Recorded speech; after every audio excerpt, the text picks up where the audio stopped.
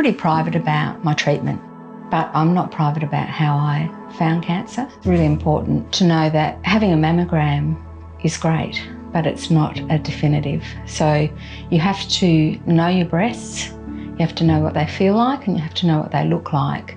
So I actually had a clear mammogram in the November, and then I found my cancer in July, and I didn't find it by feel, I found it by sight.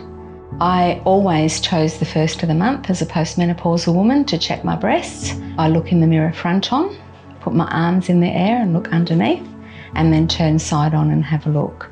So what I saw actually looked a bit like a goosebump. So that was the 1st of July. It was cold, so I thought I'll see how it is tomorrow. So I had a look the next day and it was still there in the same spot. And then by the 3rd day, I made an appointment with my GP. So it's very important to know what is your normal before you check on it.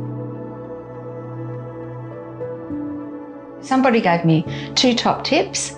One was around what happens if you need to go to hospital as a private patient, and the other one was around lift and exercise for medicine, which surprised me because in my working life, I actually sold ports for infusions. So I knew a lot about the oncology area and I had never heard about lift. So I was very thankful that she pointed me into this direction.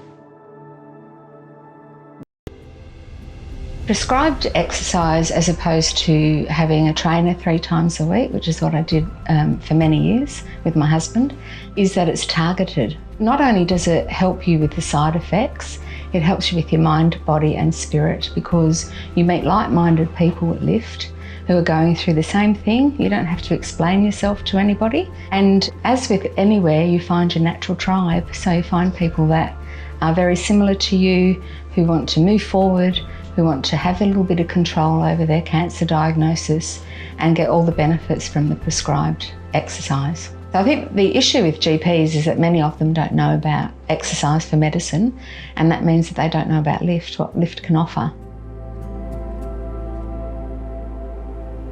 One of the best things about lift is that it's one-stop shopping for those that are diagnosed with cancer, and that includes lymphedema screening, which is very important because the earlier you find lymphedema, the better the outcome is. For me, I have got some lymphedema that is now manageable at night with garments. If I had let that advance, I wouldn't be in such a good position today.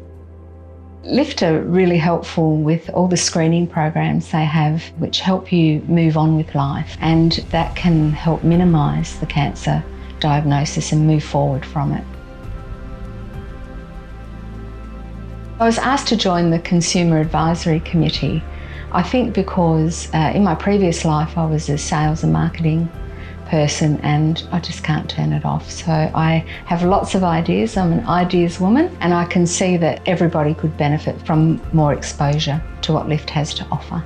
So I'm really passionate about helping lift become more exposed through the medical community and also through people that have been newly diagnosed, because there's not a lot you can control through cancer treatment, but you can control how much you exercise, and to get somebody's help to know how much is enough and also have the community rally around you to get the exercise done is just amazing.